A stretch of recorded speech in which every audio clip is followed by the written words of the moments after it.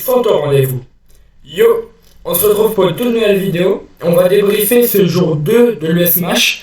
Malheureusement, j'ai tourné la vidéo avec Enzo, mais on a eu un très gros problème de son. Donc ce débrief, je vais le faire tout seul.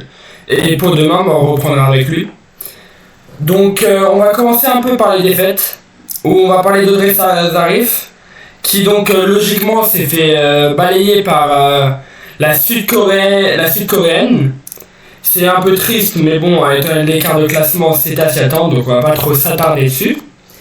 Et on va plutôt enchaîner sur notre chat Jian Yuan, qui a perdu contre la jeune américaine Lily Zhang. Et donc c'était un match qui était abordable pour elle, qui allait être compliqué mais qui était faisable. Et malheureusement on a vu qu'en fait quand le jeu s'accélérait, elle était vraiment dans le mal. Elle essayait de le ralentir ou de frapper, mais elle n'arrive plus à tenir des échanges très très longs. Elle en a tenu quelques-uns dans le mal mais très très peu. Et on voit donc vraiment qu'elle est sur la fin. C'est triste, mais à plus de 40 ans, c'est sûrement peut-être sa dernière saison. Et je suis même pas sûr qu'elle sera sélectionnée dans l'équipe pour la Coupe du Monde mixte d'ici novembre, parce qu'elle a l'air vraiment, vraiment dans le mal. C'est triste à dire, mais je pense pas qu'elle sortira encore de très grosses perfs.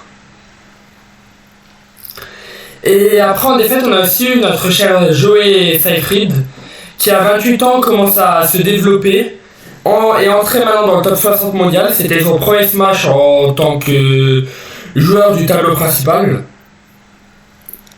Et donc opposé à la légende allemande Dima Ocharov, qui lui aussi est assez vieux, il a quand même très bien joué, pris le premier set. Mais on a remarqué le véritable écart de niveau au moment des frappes, sur les échanges assez longs. Même quand il avait l'initiative, on remarquait qu'il suffisait d'un compte parce que Dima frappait beaucoup plus fort, plus profond, plus rapide, et c'est sûrement ce qui manque pour l'instant à jouer pour monter encore d'un niveau et rentrer dans ce top 50 mondial.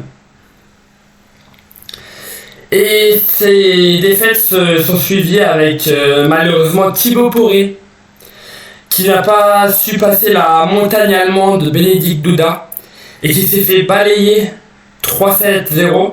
Et de son côté, on a vu de très bonnes choses quand même dans le jeu. Mais bon, il est encore très jeune, il a l'expérience à prendre et on a vu que Duda était tout simplement au-dessus. J'ai pas particulièrement de choses à lui reprocher, sauf peut-être que dans ses démarrages, il était peut-être pas assez agressif, et donc on en revient à ce petit manque d'agressivité entre les Français contre les Allemands. Mais bien sûr, on a eu vraiment des victoires où on peut être fier, notamment Monsieur US Match Lilian Bardet, qui a affronté Edouard Ionescu, donc un joueur du top 50 mondial, qui donc était pas beaucoup mieux classé que lui, donc c'était un match très très important pour le mental. Et ces derniers jours, je me suis beaucoup plaint de ne pas voir le même Lilian Bardet en Pro A, donc avec Rouen, que sur Second Weight était, parce que juste que quand il joue avec Rouen, il est bien meilleur. Justement, allez voir mon débrief sur la finale de la Pro A. Il sera en première ligne de description. Vous verrez comment Lilian Bardet a joué. Ça n'a rien à voir.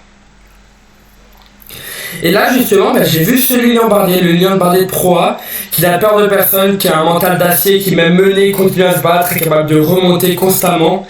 Et surtout qui est agressif, qui est précis, qui se précipite pas, comme dit, ça reste dans le top 50 mondial, il fait des fautes, il est loin du niveau de Félix Lebrun, mais c'est juste ce qu'on lui demande.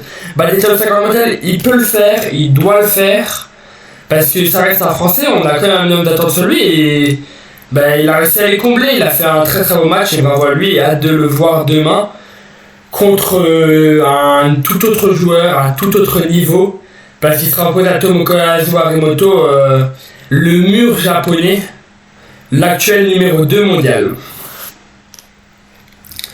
Et ça s'est suivi par une certaine victoire de Monsieur Simon Golzi, communément appelé. Et il était opposé au jeune Milos Remedzimski, qui n'avait pas de championnat d'Europe par équipe à Linz il y a 2 ans. Et aujourd'hui, il a lâché le premier set en loupant un service alors qu'il menait 18. C'est un peu bête. Mais sur l'ensemble du match, il surjoue pas, il n'a pas survolé le match, mais il a joué à un niveau assez nécessaire pour s'imposer 3-1. Mais mon seul problème, c'est qu'il est très bon dans le jeu, il a fait des très beaux points, il a un peu... Dans le deuxième et le troisième, il a été largement au-dessus. Mais je trouve que un peu fébrile en revers, c'était largement suffisant. Mais il a un peu mangé les frappes. Et sachant que s'il passe le prochain tour, ça arrive d'être Lin Chidong, il faudra vraiment upgrade en revers parce que Milieu, ça reste l'un des rares joueurs qui est meilleur en revers et on l'a senti que sur la diagonale, Simon était largement dominé. Et justement, Lin Chidong est aussi un joueur de revers, donc attention à ça. Et pour finir, il y a notre cher Alexis Lebrun, donc le frère qui souvent est dans l'ombre de Félix qui justement vient de perdre les championnats de France. Encore une fois, deuxième ligne de description si vous voulez entendre parler des championnats de France. J'ai fait une vidéo complète qui est sortie ce matin. Et donc Alexis, il a super bien joué. Et justement, des fois je râle qu'il se précipite trop. Et là j'ai vu un Alexis qui peut-être n'attaquait pas sa première balle, mais dès la deuxième, il enchaînait et il reculait pas trop. Et des fois il était en défense, par contre, bon c'était cohérent même si ça valait le point. Mais il enchaînait les attaques. Et je l'ai très rarement par contre vu, dès qu'on reprend l'initiative, bloquer et défendre. Il l'a très peu fait. Il a plus été dans le contre, dans l'agression. Et il laissait pas son adversaire respirer. J'ai bien aimé le temps mort qui prend au troisième set, alors le temps mort d'attaque. On lui dit bien qu'il faut peut-être pas se précipiter, mais qu'il faut surtout garder du rythme. Pas frapper, mais garder le rythme. Et ça, c'est un truc qu'il faut vraiment qu'ils retiennent. Et ça nous promet vraiment un énorme spectacle ce soir contre Simon Bauzy. Donc un match incroyable dont on pourra vraiment parler demain avec Enzo dans le débrief. Et on a également eu notre cher double qui a joué avec la paire franco-japonaise sur laquelle on place beaucoup d'attentes.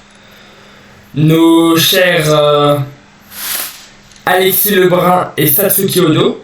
Et hier, après la victoire contre Pritika et Thibaut Poré, j'ai dit que je trouvais que ça manquait de coordination et de jeu d'équipe, qui voulait trop vite finir et qui faisait pas assez confiance en l'autre. Et là, contre Maria Chiao et Alvaro Robles qui ont totalement balayé 3-0 sans jamais s'inquiéter, je trouvais que c'était tout autre. Ils acceptaient de faire durer les points tout en plaçant bien, et bien sûr leur jeu ça reste de constamment attaquer. Mais ils n'avaient pas besoin de finir, ils pouvaient accepter que en fait, leur partenaire a le niveau de finir. Donc j'ai trouvé un jeu beaucoup plus cohérent et qui me fait croire qu'il y a peut-être quelque chose à faire demain contre Sun Ying-cha et Goldman Shukin, et peut-être qu'on peut rêver d'une demi-finale.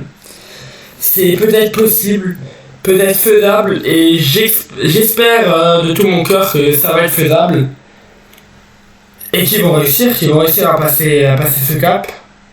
Parce que voilà, ça peut, sur 4 ans mondial, là, ça pourrait peut-être leur faire prendre des points, peut-être même viser un titre, c'est peut-être un peu beaucoup, mais c'est peut-être faisable.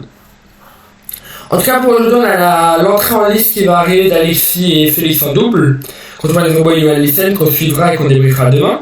Également l'entrée de Esteban Dor et Florent Boisseau. Et en simple, Félix sera opposé à deux porte-plumes ou un shooting, ce qui peut être un duel tactique intéressant à analyser demain. Et pour finir, on aura le choc français Alexis Gonzilli. En tout cas, nous on se dit ciao et à demain pour un nouveau débrief.